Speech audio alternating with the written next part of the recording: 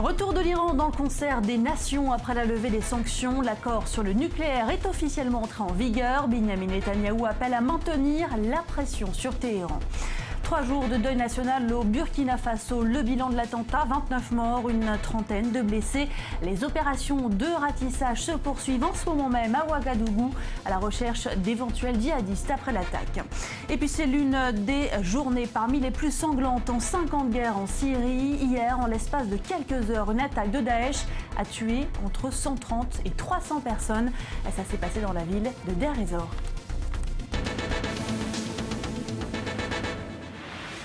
30 minutes pour faire le tour de l'actu. Vous êtes sur I24 News. Bienvenue à vous. Et tout d'abord, cette nouvelle page dans les relations de l'Iran avec le monde, car c'est désormais officiel. Les sanctions internationales contre Téhéran sont levées avec l'entrée en vigueur de l'accord sur le nucléaire. Alors, beaucoup d'implications économiques, diplomatiques, bien sûr, pour la région. Et l'Iran leur parle dans un instant, juste après ce rappel des faits.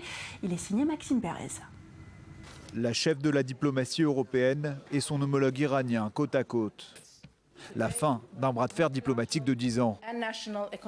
6 mois après la conclusion d'un accord sur son programme nucléaire, les Occidentaux ont officialisé la levée des sanctions visant la République islamique. Le symbole est fort, encore plus quand ce sont les États-Unis qui enterrent l'âge de guerre. Aujourd'hui, 16 janvier 2016, nous avons atteint l'entrée en vigueur de l'accord. Aujourd'hui, l'accord nucléaire iranien passe d'une série de promesses ambitieuses à des actes quantifiables et à un vrai progrès. Téhéran peut enfin respirer, même si son programme nucléaire et balistique continuera d'être surveillé à la loupe. Dans l'enceinte du Parlement iranien, Mohammad Zarif est fêté en héros de la nation. À la tribune, le président Hassan Rouhani peut dignement présenter le 6e plan quinquennal de son pays. Les négociations sur le nucléaire résultent de la volonté du guide suprême de la révolution, avec l'aval du peuple et l'assentiment de tous les fondements de l'État. C'est l'une des plus belles pages de l'histoire de notre pays. À Jérusalem, les réjouissances ne sont pas de mise. Benyamin Netanyahou a profité du traditionnel Conseil des ministres pour réaffirmer la position d'Israël, une mise au point aux allures d'avertissement. Sans nos efforts pour aboutir à des sanctions contre son programme nucléaire, l'Iran aurait acquis depuis longtemps des armes nucléaires. La politique d'Israël demeure inchangée. Nous ne permettrons pas à l'Iran de se doter de l'arme nucléaire. Contraint de se soumettre au verdict de la diplomatie, Israël ne manquera pas de dénoncer la moindre violation iranienne de l'accord. Le cas échéant, les sanctions seront immédiatement rétablies. Et on va reparler dans un instant de la réaction d'Israël. Mais tout d'abord, direction les rues de Téhéran. Là-bas, les habitants ne semblent pas se faire d'illusions sur le changement que pourrait leur apporter cette levée des sanctions internationales. C'était la promesse du président Hassan Rouhani pendant sa campagne en 2013, lever les sanctions économiques qui pèsent sur son pays. Un avenir meilleur pour les 77 millions d'habitants selon le président. Le commerce iranien devrait reprendre des couleurs et recommencer à commercer avec des entreprises occidentales. Mais si les responsables politiques sont plus qu'optimistes, dans la rue, certains habitants restent sceptiques. Personnellement, je ne crois pas que ça aura un effet quelconque parce que notre économie n'est pas liée aux sanctions. Notre économie dépend entièrement des industries du pétrole et de la pétrochimie. Et comme les marchés internationaux stagnent et parce que les prix sont très bas, notre pays n'en tire pas de revenus considérables. La levée des sanctions aura peut-être un effet psychologique, mais ça ne sera que temporaire. Tout redeviendra comme avant et ça risque même d'empirer. C'est pourquoi je ne m'attends à rien de spécial. Les entreprises iraniennes sont prêtes à investir à l'étranger, que ce soit dans le secteur de l'alimentaire, des transports, de l'informatique ou encore dans le secteur de l'automobile. Mais les Iraniens le savent, l'ouverture de leur pays prendra du temps. Ce vendeur de rue fait part de ses inquiétudes. Cela prendra au moins 4 ou 5 ans pour que les marchés reprennent comme avant. Et je ne pense pas que nous verrons grand-chose. Pas tout de suite en tout cas, il faudra attendre 5 ou 6 ans. L'accord nucléaire a été salué par bon nombre de pays, un accord qui témoigne d'un succès diplomatique. Mais la levée de l'intégralité des sanctions ne se fera pas en un jour, elles doivent être échelonnées sur une période de 10 ans. Et en attendant, on se réjouit déjà en Iran. On en parle avec vous, Cyril Amar, sans surprise, jour de victoire sur place. Oui, la semaine dernière, Daniel, vous en souvenez, on a célébré le 5e anniversaire des printemps arabes sans trop de faste. En revanche, on se souviendra de ce mois de janvier 2016 comme étant celui d'un autre printemps, le printemps perse, vraisemblablement. Pourquoi ? Parce qu'en 2 ans à peine, l'Iran est passé du statut d'un État paria, asphyxié économiquement, on l'a vu dans le reportage, à genoux, à un statut d'État légitime, voire incontournable pour résoudre les conflits brûlants de cette région, le Moyen-Orient, en Syrie, mais également au Yémen. Pas étonnant, donc, vous allez le voir, que la presse iranienne s'en réjouisse. Excellente journée pour Le Monde, titre en une le quotidien conservateur en langue anglaise, le Iran Daily. Pour le caricaturiste du journal, 2016 sera donc une année faste pour l'économie iranienne.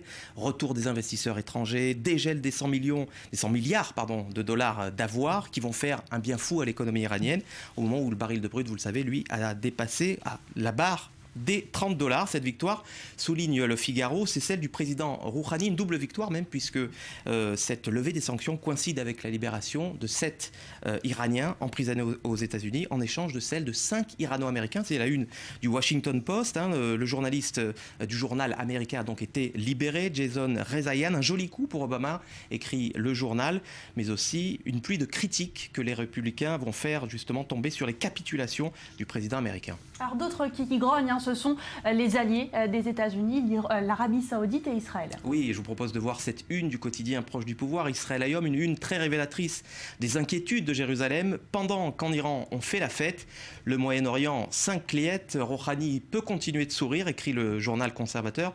Pourquoi ? Parce que l'Iran a eu gain de cause malgré les essais balistiques et malgré l'humiliation des marins américains, souvenez-vous, la semaine dernière. Humilié également John Kerry, on le retrouve croqué sur ce dessin de Shalom Cohen avec la même posture que les soldats américains, avec ce titre, les États-Unis et l'Iran signent la levée des sanctions.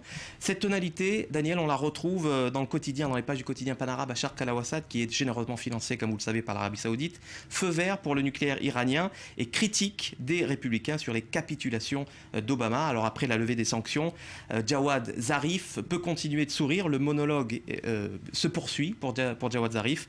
Pourquoi ? Parce que le monde est devenu sourd.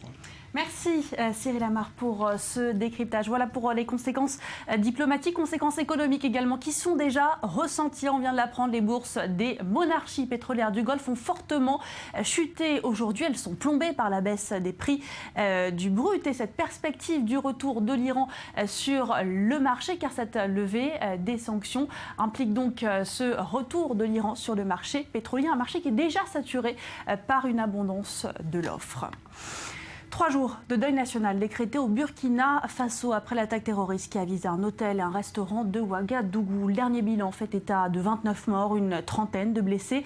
De nombreuses questions qui restent en suspens, notamment sur l'identité des victimes que l'on découvre au fil des heures. Léa Berdugo. L'attaque est d'une ampleur inédite dans ce petit pays d'Afrique de l'Ouest. Près de 30 personnes sont mortes dans l'assaut contre un hôtel et un restaurant de la capitale.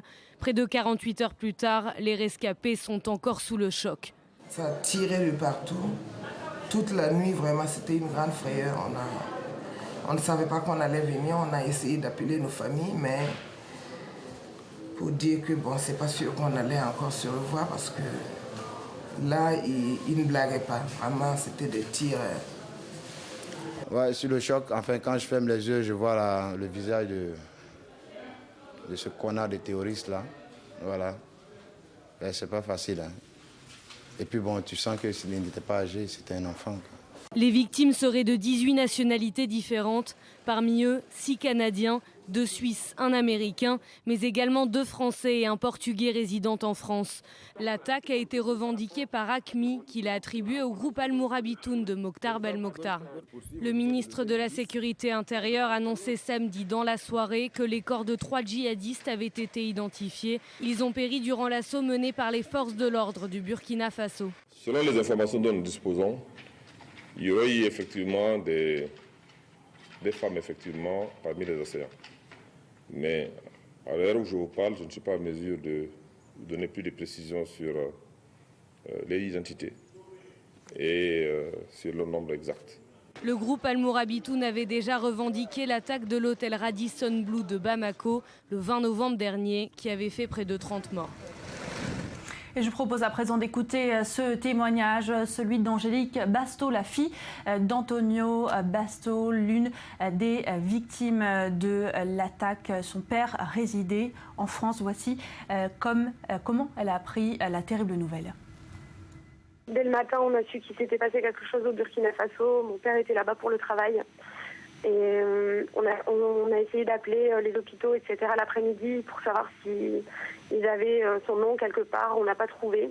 C'est l'ambassade qui a fini par nous appeler à 18h pour nous confirmer sa mort. Est-ce que votre père vous avait déjà fait part d'inquiétude qu'un tel scénario pouvait se produire? Est-ce qu'il était inquiet quant à d'éventuelles attaques sur place, là où il travaillait? À chaque fois, il partait dans des endroits terribles. Il n'était jamais confiant. Je pense qu'il ne s'attendait pas à un tel scénario, mais il n'était pas très serein, c'est certain. Qu'est-ce qu'il faisait sur place? Votre père, vous nous disiez qu'il travaillait sur place? Oui, en fait, j'aime à dire qu'il était manutentionnaire de l'extrême. C'était quelqu'un qui déplaçait des centrales électriques, des réacteurs de fusée, des moteurs de bateaux. Et là, en l'occurrence, je pense il me semble que c'était une centrale électrique. Il était là pour aider les gens. Alors Angélique, on vous entend, évidemment, le choc est encore vif. Vous avez été prise en charge par les autorités françaises, par une cellule de psychologie? On a eu le Quai d'Orsay au téléphone hier soir, qui bien sûr nous a dit qu'il nous accompagnait dans nos démarches. On est pris en charge sur le désir par une cellule psychologique. Lundi, maman et mon petit frère de 6 ans vont aller voir un médecin parce que je pense qu'ils en ont besoin. On a le ministre des Affaires étrangères du Portugal qui nous a appelés ce matin pour nous faire part de leurs condoléances. Pour l'instant, très honnêtement, on ne sait pas où on va parce qu'on ne s'attendait pas à une si terrible nouvelle. On est un peu dans l'inconnu et on attend. Et son ombre plane sur cette attaque de Ouagadougou. Le nom de Mokhtar Belmokhtar, l'ennemi numéro 1 dans le Sahel, refait à nouveau surface. Son groupe a revendiqué les attaques, mais le sort de ce chef djihadiste algérien reste incertain. Sa mort avait été annoncée plusieurs fois, mais elle a toujours été démentie. Maël Benoliel nous dresse le profil de ce chef djihadiste algérien qui est toujours introuvable. Il a été déclaré mort à plusieurs reprises ces dernières années. Et pourtant, Mokhtar Belmokhtar, né en Algérie il y a une quarantaine d'années, est le cerveau présumé des attaques sanglantes du Burkina Faso. C'est en tout cas le groupe djihadiste Al-Mourabitoun, dont il est à la tête, qui a revendiqué l'attentat, dans lequel au moins 28 personnes ont été tuées. Celui qui a été surnommé le Borgne après avoir perdu un œil lors d'une mauvaise manipulation d'explosifs a tout appris d'un certain Oussama Ben Laden. Dans les années 80, il prête allégeance à Al-Qaïda, avec qui il combat en Afghanistan contre les soviétiques. Dans les années 90, il retourne faire le djihad dans son pays natal. Là-bas, il sera condamné 2 fois à la peine de mort pour ses activités terroristes, avant de quitter AQMI, la branche d'Al-Qaïda au Maghreb en 2012, après un conflit avec le leadership local. De là, il devient le chef d'Al-Mourabitoun, toujours affilié à Al-Qaïda, mais qui opère surtout en Afrique de l'Ouest. Mokhtar Belmokhtar a toujours préféré des attaques de grande ampleur à de petits assauts. C'est lui qui est derrière l'attaque du complexe gazier d'In Amenas en Algérie en janvier 2013. C'est encore lui qui a revendiqué l'attaque du Radisson Blu de Bamako en novembre dernier. Son mouvement terroriste s'oppose à Daesh qui lui a déjà fait perdre de nombreux combattants dans la région. Et dans cette région, justement, les groupes terroristes rivaux n'hésitent pas à jouer la surenchère pour marquer leur territoire. AQMI, qui a revendiqué l'attaque, et Daesh se livre à une lutte d'influence. Le point sur cette course à l'horreur, c'est avec Mathieu Guider, islamologue, spécialiste de géopolitique et d'histoire immédiate du monde arabe et musulman. Oui, je crois que cet événement montre une fois de plus, depuis le mois de novembre avec l'attentat du Mali à Bamako, on a vu déjà l'affirmation d'une compétition, d'une concurrence entre les deux organisations. Cette compétition n'est pas restreinte à l'Afrique, on la voit également tous les jours au Yémen. entre la branche d'Al-Qaïda au Yémen, Al-Qaïda au Maghreb islamique et l'État islamique sur place. On la voit également en Asie avec la compétition entre les deux organisations également. Et puis le territoire africain, aujourd'hui, est devenu la nouvelle base d'affrontement. Cela est dû au fait qu'en 2015, l'État islamique a développé sur ce continent plusieurs filiales et plusieurs groupes qui l'ont rejoint.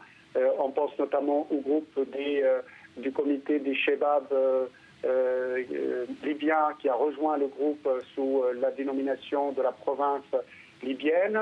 On pense également au groupe, à une brigade d'Al-Qaïda au Maghreb islamique qui a rejoint l'organisation sous le nom de soldats du califat en Algérie. Et puis, bien sûr, il y a Boko Haram qui a rejoint, qui a fait allégeance à l'État islamique en 2015.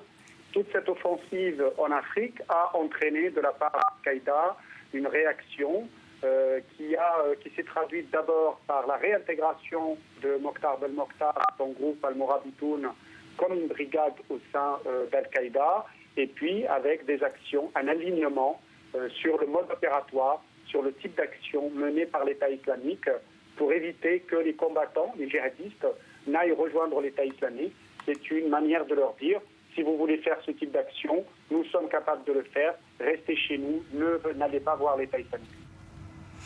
Dans le reste de l'actualité, c'est l'une des journées parmi les plus sanglantes en 5 ans de guerre en Syrie. Hier, en l'espace de quelques heures, une attaque de Daesh a tué entre 130 et 300 personnes. Ça s'est passé dans la ville de Deir ez-Zor. On voit ça avec Océane Nicole. Un véritable massacre commis par Daesh ce samedi dans la province d'Alep, dans le nord-est du pays. De violents combats ont eu lieu entre les combattants pro-régime et l'État islamique. Le groupe terroriste aurait enlevé plus de 400 civils. L'Observatoire syrien des droits de l'homme annonce la mort d'au moins 85 civils et 50 militants pro-Bachar al-Assad. Un bilan contesté, l'agence de presse officielle du régime estime la mort d'environ 300 civils. Ces derniers jours, les forces pro-Assad ont progressé dans la région en direction d'Al-Bab, tenue par l'État islamique depuis novembre 2013. Les combattants sont largement aidés par l'aviation russe, alliée incontournable de Damas. Ils effectuent régulièrement des frappes dans la région en soutien au pro-régime. Les combattants de Bachar al-Assad veulent lancer une offensive majeure pour reprendre le contrôle de la ville d'Alep. Depuis 2012, l'ancienne capitale économique du pays est ravagée par des violences constantes entre les rebelles et les forces gouvernementales. La région est détenue à la quasi-majorité par des groupes terroristes. Vous regardez le journal sur i24 News, à suivre dans un instant. C'est un geste rare. Le pape François se rend ce dimanche à la grande synagogue de Rome. Seuls 2 souverains pontifes avaient, avant lui, effectué cette visite. Il avait promis lors de ses vœux du Nouvel An. François Hollande va détailler demain le plan massif de formation de 500 000 chômeurs. Reportage à suivre dans un centre de formation pour remettre ces chômeurs sur les rails de l'emploi. Et puis on reviendra également sur l'incroyable histoire de ce bodybuilder pakistanais. Il est déchiré entre sa passion et son pays. Mais d'abord, cette mobilisation en Sierra Leone pour empêcher un retour du virus Ebola. 109 personnes susceptibles d'avoir été en contact avec une étudiante décédée du virus ont été placées en quarantaine, annonce des autorités sierra-léonaises. Aujourd'hui, le pays était sorti de l'épidémie le 7 novembre dernier. Il espérait s'être débarrassé de cette épidémie, mais ce nouveau cas a fait ressurgir les craintes. On en vient à cette visite hautement symbolique, celle du pape François. Visite donc aujourd'hui à la grande synagogue de Rome, 6 ans, jour pour jour. Après celle de Benoît XVI, François sera le 3e souverain pontife de l'histoire à visiter la synagogue de Rome. Écoutez à ce propos les explications de Louis de la Vessière, journaliste spécialiste du Vatican. Les enjeux, c'est de confirmer un dialogue déjà très important, de lever peut-être certaines ambiguïtés dans le dialogue entre judaïsme et catholicisme. Et le pape François ne peut absolument pas être soupçonné d'être réticent sur ce dialogue. Au contraire, dans sa vie précédente de cardinal de Buenos Aires, il a montré à de multiples reprises son grand intérêt pour le judaïsme. Il a comme ami plusieurs rabbins, le rabbin Skorka de Buenos Aires, etc. Donc il vient confirmer une ligne qui est la ligne du Vatican depuis la déclaration Nostra Aetate de 1965, une ligne qui était renforcée déjà par les 2 visites du pape polonais et du pape allemand. Et donc, ça sera sûrement il tiendra des propos très chaleureux, ce qui n'empêche pas certains points de friction. C'est demain que François Hollande va dévoiler son plan massif de formation de 500 000 chômeurs. Il avait promis lors de ses vœux aux Français. Ce domaine, en tout cas, la France est en retard. Elle forme un chômeur sur 10, alors que l'Allemagne, elle, en forme 2 sur 10 et la Norvège 3 sur 10. Reportage tout de suite dans un centre de formation de l'AFPA, organisme de formation professionnelle qui remet donc les chômeurs sur les rails. On se croirait presque dans une émission de télé sur la cuisine. Il vous reste 10 minutes. Et pourtant, il s'agit d'une salle de classe. C'est même le jour de l'examen final. Ces élèves sont pour la plupart des chômeurs en formation. Philippe, ancien manutentionnaire, s'est inscrit à Pôle emploi il y a 1 an. C'est lui qui a demandé à faire cette formation d'agent de restauration. C'est un secteur qui est très porteur. Donc je pense que j'aurai pas de difficulté pour trouver du travail. En effet, 9 stagiaires sur 10 en moyenne trouvent du travail à l'issue de cette formation de 5 mois. Ils vont travailler soit en entreprise, sur le restaurant d'entreprise, soit dans la restauration scolaire, soit même dans les maisons de retraite ou médicalisées. Donc oui, effectivement, il y a des besoins et des gros besoins dans ces métiers-là. Autre secteur en manque de main-d'œuvre, le génie climatique. Tout ce qui tourne autour du froid, des climatiseurs au frigo en passant par les congélateurs. Sofiane était préparateur de commandes dans la grande distribution, mais le métier ne lui plaisait plus. J'ai décidé de changer, voilà. Et j'avais pas les diplômes pour pouvoir prétendre à une autre activité. Donc j'ai décidé de rentrer dans une formation. Le gouvernement s'est fixé comme objectif de former 500 000 chômeurs de plus cette année. La France a du retard en la matière. Elle ne forme qu'un chômeur sur 10. C'est 2 fois moins qu'en Allemagne et même 3 fois moins qu'en Norvège. Doubler ce nombre de demandeurs d'emploi qui peuvent accéder à une formation nous semble évident. Les métiers évoluent très très vite. On est passé dans un mode de formation tout au long de sa vie. Donc les périodes de chômage peuvent faire partie des accidents ou des périodes de la vie d'un actif. Il faut qu'il puisse accéder plus facilement et plus rapidement à une formation qui lui permet de rebondir sur un nouvel emploi. Tout secteur confondu, 6 chômeurs sur 10 retrouvent un emploi après une formation à l'AFPA. Ce qui devrait bientôt être le cas de Philippe. Il a décroché son diplôme d'agent de restauration et espère trouver rapidement du travail dans un restaurant d'entreprise. Et puis rencontre à présent avec le premier Pakistanais champion du monde de bodybuilding naturel. Mais sans soutien dans son pays, il risque de devoir le quitter pour vivre de sa passion. Son dilemme en images. Dans les sous-sols d'un quartier modeste de Lahore, un champion du monde.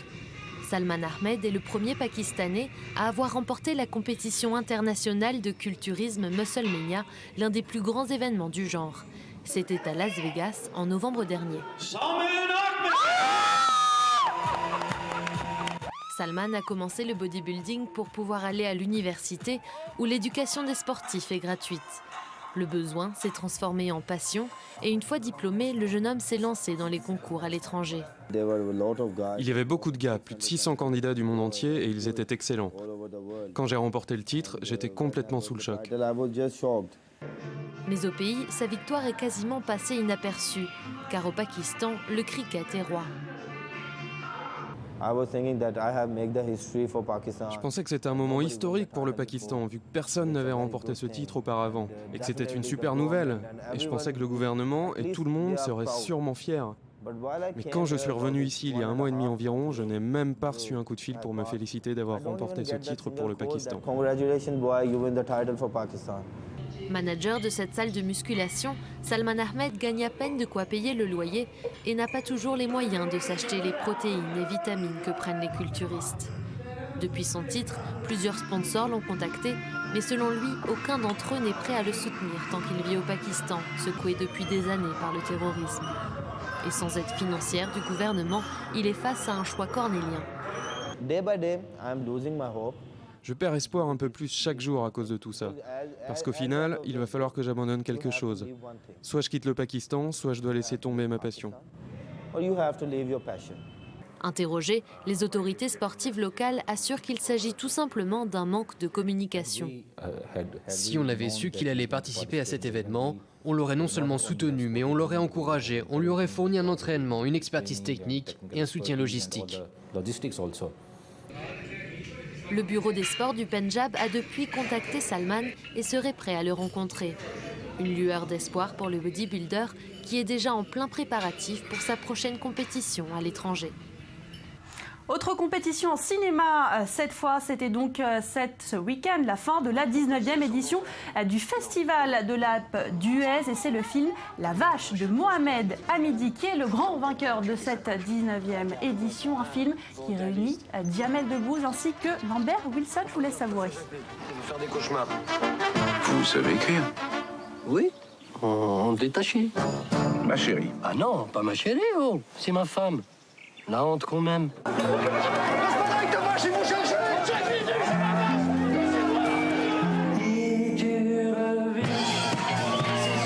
On ne voit que lui sur la toile. Le typographe, depuis que tu passes à la télévision, t'es devenu une star, mon frère. Tu prends pour Michel Sardou ou quoi? Mais attention, s'il n'arrive pas avant le début du concours, il ne pourra plus participer. On est sur le périphérique là. Ça bouge un peu, mais on va pas tarder. Qu'est-ce que je fous là? On fait une campagne avec